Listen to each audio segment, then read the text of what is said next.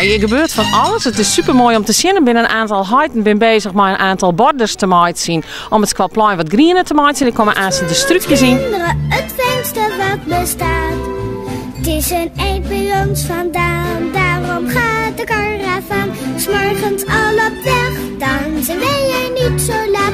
Heeft mama. Binnen in de squallen is ik nog bezig. De maakt ze mooie muur- of raamtekeningen. Zodat dat er wat fleuriger uitziet. En we maken hier aan ik nog een klimband.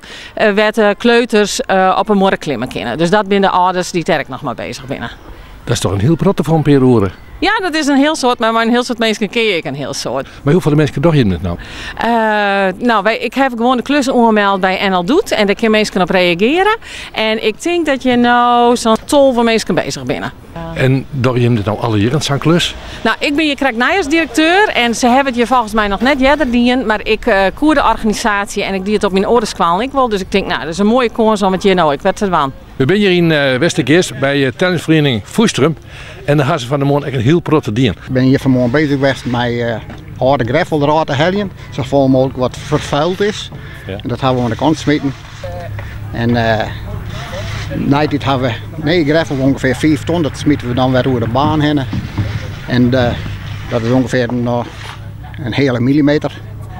En dan komt er weekend iemand die egaliseert dat alweer.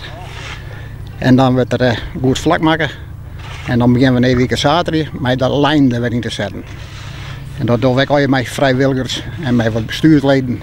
En dat is al een aardig gedreven put, want dat nog behoorlijk precies gebeuren. Verrassend dichtbij.